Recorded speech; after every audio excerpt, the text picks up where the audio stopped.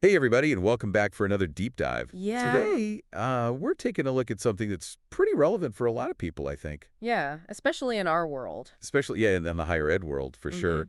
Academic job hunting. Right. It's, something that everybody has to do at some point. At some point, yeah, if you're in this world. And we found a really cool source about this website called academicjobs.com. Interesting. It's kind of making some waves in the academic A space. lot of buzz. Yeah, a lot of buzz. Yeah. So we're going to do a deep dive into this and kind of see, is this the future? Yeah, is this the new way to find a job in Yeah, academia? is this the new way to go? The new hotness? The new hotness, yeah. Yeah. So academicjobs.com, they build themselves as kind of a one-stop shop for connecting talent with opportunity So like a matchmaker. in academia. Yeah, yeah. Kind of like a matchmaker, yeah. Instead of swiping left, you swipe right for the For tenure. tenure track. Exactly, yeah. So what do you think about that? I mean, is that kind of an accurate way to describe it? Well, so far from what I've seen, yeah, they aggregate postings from all over the place. Right. All the different kinds of institutions. Right. So it seems like it really is a centralized kind of hub. A hub, like one place to go to find. Yeah, so you don't have to go to 20 different university websites to Exactly. see what their individual postings are. Yeah, and in the past, a lot of these job searches were kind of word of mouth. Oh, yeah. Or Like who you know, or very specialized listservs. Right, right. So this seems to be trying to kind of bring it all together. Democratize it a little bit in a way. Yeah, democratize it, make it more transparent. Yeah. Yeah. Okay, so that's interesting. So one of the things that really jumped out at me when I was reading about this was that they claim that you can post a job Oh, yeah. in 90 seconds. This is Like literally 90 seconds I think that's to post a job. I mean, that's got to be like a record or something. That's got to be a record, right? Yeah, like the Guinness Book of World Records. Because, I mean, think about it. Like, when you've applied for jobs or when your department's tried to hire somebody, Right. It's like weeks of it's like weeks of paperwork. yeah, getting all the approvals, signatures. Getting the description just right. Right. Making sure that, it's all worded perfectly and legally and all. Yeah. So 90 seconds is Why? wild. Yeah. But I guess that speaks to the simplicity and the sort of user-friendliness of the platform. Yeah, and it also kind of highlights the need that institutions have to be able to move quickly. Right, because sometimes a position opens up and you need to fill it You got right away. Yeah, like yesterday. Yeah, exactly. Yeah. So another thing that I thought was really interesting, and this kind of lends some credibility to the whole thing, is that Yeah. some pretty big-name universities are using this platform already. Yeah, they named some Yeah, like Harvard Harvard. is using academicjobs.com. If it's good enough for Harvard. Yeah, so that's kind of like, if it's good enough for them, Yeah. it's probably good enough for everybody else. Yeah, it's pretty good. Right? Yeah. Yeah. Solid track record. Yeah, so what else is kind of going on under the hood here? I mean, it's not just posting jobs. Right. It seems like they're really trying to kind of, optimize the experience for everybody involved. Right, they're using AI. To match people. They're using something called Google Job Boost. Right. Yeah, so these are both, I think, really key to how they're trying to kind of, disrupt the traditional academic job market. Yeah, so let's break those down a little bit. Yeah. So AI, artificial intelligence, how does that play into this? So you can imagine, if you're a researcher, you have your CV, you've got your publications, all Right. of this information that's kind of like, your academic profile. Yeah.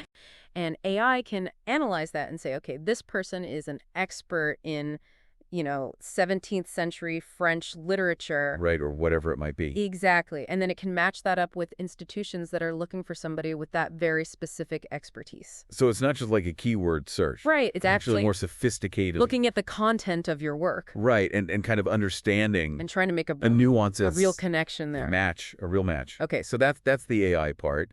What about Google Job Boost?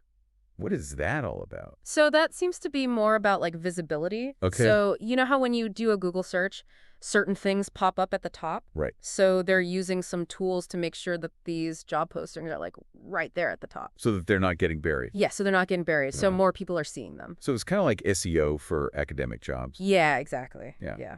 Interesting. Okay. Yeah, So that's a lot of stuff already. that's a lot. I mean, they do a lot. They're doing a lot, right? Yeah, But there's even more. even more. So they have this interesting approach where they actually encourage applicants Oh, yeah. to apply through the employer's website. So they don't actually, handle the applications themselves. Right. You don't upload your CV to academic jobs. Right. You click a button and it takes you to that university's website. Exactly. And you apply there. And I think that's actually really smart Why? Well, for a couple of reasons. First of all, it kind of streamlines things for the institution. Right, they're already using their own They're already using their own system, systems. but also it gives the applicant a chance to kind of, look around. Right, get a sense of who they are. Yeah, get a sense of the institution, see what else is going on. Maybe there's another job that you didn't even know about. Right, exactly. Maybe there's a better fit for you. That's not even listed on academic jobs. Yeah.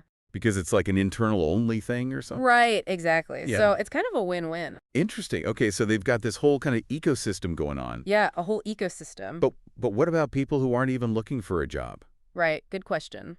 How are they going to find the best people, the diamonds in the rough, so to speak? Yeah, the hidden talent. Yeah. Well, they have a couple of other things that they do. One is called the academic rankings. Okay. And so this is basically like, a lot of people like to look at university rankings, right? Yeah. Like, where does my school fall on the... U.S. News and World Report. Exactly, yeah. So they have their own kind of ranking system, and it draws a lot of traffic. Okay. And so people are coming to the site to look at their rankings, Right. and then, oh, look, there's a job posting. That's perfect for me. I didn't even know I was looking for a job. Exactly, yeah. So it's a way to kind of reach that passive audience. Right. The people who aren't actively searching, but, might be open to an opportunity. If the right thing came along. Exactly. And then the other thing they do is they have a podcast. Oh, a podcast. Yeah. Called The Higher Ed Podcast Show. The Higher Ed Podcast Show. Yeah, it's on Spotify. It's on Apple Podcasts. So they're really trying to, like, They're getting the word out. get the word out. Yeah. Yeah. And kind of, create a buzz around. Well, so it's not just a job board. It's like a whole Community. community. Yeah. Yeah. For higher ed. So that's pretty cool. It is pretty cool. I mean, it's pretty impressive. Yeah. What they put together. a lot of thought went into this. Yeah. Yeah. So what do you think? I mean, is this the future of academic job hunting? I mean, it's certainly possible. Right. I mean, it seems like they're really tapping into a need. Yeah. The need for more streamlined processes, for more transparency, for, better matching between candidates and institutions. Yeah. So it could be. It could be. I mean, is there any downside, do you think, to this kind of centralized approach? That's a good question. I mean, I guess one potential downside is that, Yeah. It could lead to a kind of homogenization of the job market. Oh, interesting. Okay. If everybody's using the same platform, Right. the same algorithms, Yeah. it could end up kind of narrowing the field a little bit. Right. So you might miss out on some of those like hidden gems. Exactly. The smaller institutions that are doing really cool things. Right. Or the kind of off the beaten path opportunities. Right. Yeah. Yeah. So it's important to keep that in mind. Yeah. Right. That this is a great tool, but it's not the only tool. Exactly. You should still be networking. You should still be, looking at individual websites Yeah. and all that kind of stuff. Absolutely. Okay. So what do we want our listeners to take away from this deep dive? Well, I think the main takeaway is that, Yeah. The academic job market is changing. It is changing. Yeah. And there Sure are is. new tools and resources out there that can really help you. Like academicjobs.com. Like academicjobs.com. Yeah. So whether you're actively looking for a job Right. or just kind of, keeping your ear to the ground, Sure is. it's worth checking out. Yeah, definitely check it out. Academicjobs.com. Yeah. And see what you think. See what you think. I mean, it's pretty fascinating stuff. It's fascinating. And who knows, maybe your next big career move Yeah, your dream job. is just a click away. It could be right there Right. on academicjobs.com. So that's it for this deep dive, everybody. Thanks for joining us. Thanks for joining us. We'll see you next time. See you next time. Bye.